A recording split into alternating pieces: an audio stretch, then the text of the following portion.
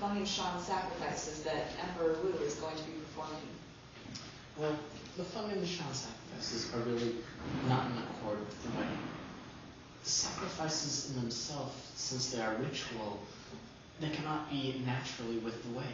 The way is realized naturally, not through choreographed rituals and other nonsense. How to rule, that is realized naturally. By bowing low, you are on high. I mean, how can you say that by doing these ostentatious rituals, you are truly realizing your rulership and uniting with heaven? So, you really are against this ritual. Why do you think ritual is not the right way to rule and venerate heaven? It is obvious. Is it? Without the true intent of a ruler, like, the ritual is just so much meaningless dancing. Is it not written in my great work, in the 38th passage? Harmony does not care for harmony, and so it is naturally attained. But ritual is intent upon harmony, and so cannot attain harmony. Harmony neither acts nor reasons. Love acts, but without reason.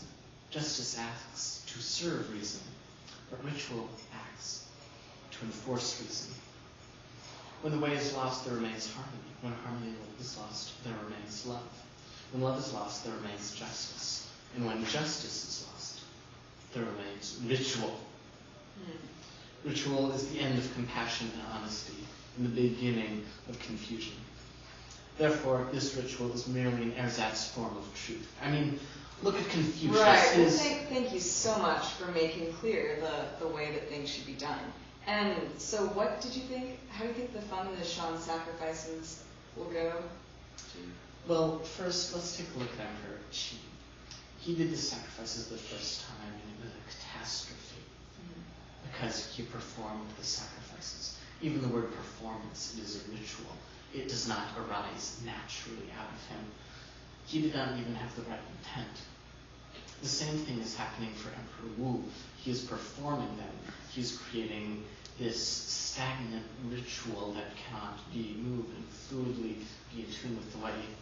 Confucius loves these rituals. I mean, he gave you this pheasant, and I'm sure thought a great deal about which way the head was pointing when he gave it to you and that sort of things. And he thought about that so much he could not be in the true experience of just giving it to you. These rituals, they just cannot be used for governance. It is so much garbage.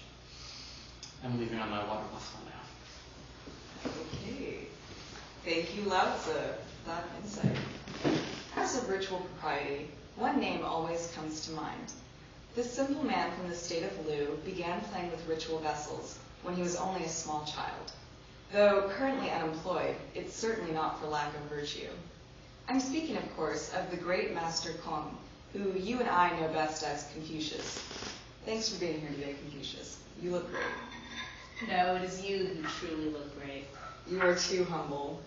As of late, there's been a lot of discussion about imperial rituals, and many scholars, identifying themselves with your teachings, have accused the first emperor of Qin of angering heaven by perverting the Feng Shan sacrifices. How would you respond to this? Well, let me begin by saying I would never condone the sneering of the emperor in the tabloids, as these so-called gentlemen scholars have. It's very improprietous. While I do always support a minister remonstrating his ruler, the essential thing is that it be done with tact.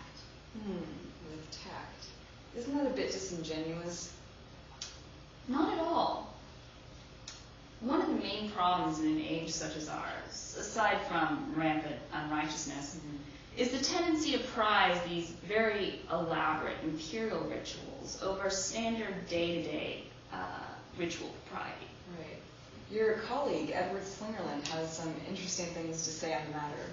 And I quote, "The scope of ritual is quite broad, encompassing not only sacrificial offerings to the spirits, but also aspects of one's daily lives that we might be tempted to label as etiquette, such as the manner in which one dresses, takes one's meal, approaches one's ministers, etc." What do you think about this? Well, I come from very different backgrounds. And while I don't always agree with the way he sees my material, I would have to agree with him on this point. However, to put it somewhat more complexly, if you are respectful but lack ritual, you'll become exasperating. If you're courageous but lack ritual, you'll become unruly. If you're upright but lack ritual, you'll become inflexible. So in short, day-to-day ritual propriety is actually the base of a righteous age. If everyone knows their proper place and role, how could the age not be righteous? Right, I see. If you could say anything to Qin Shi Huang, what would it be? Be a good gentleman. Stand in awe of the mandate of heaven, the teachings of the great sages and other great men, and always be a model for the people. If the emperor engages in rites, the people cannot help but follow, and the age will be righteous. And to the Confucian scholars? Never hesitate to remonstrate the emperor, your ruler, but if he refuses to listen, don't sully yourself with excessive appearances and words. Instead, withdraw. If the age is unrighteous and you are wealthy and rich, it is surely a mark of shame upon you. So in short, if it's much better to withdraw than stay and sully yourself. Great. Well, thank you again, Confucius. As always, it's been a pleasure. I actually brought something for you. You did. Oh. Well, thank you. I couldn't possibly accept this present. No, I insist. I see. Well, thank you. Why don't I give this back to you? Thank you.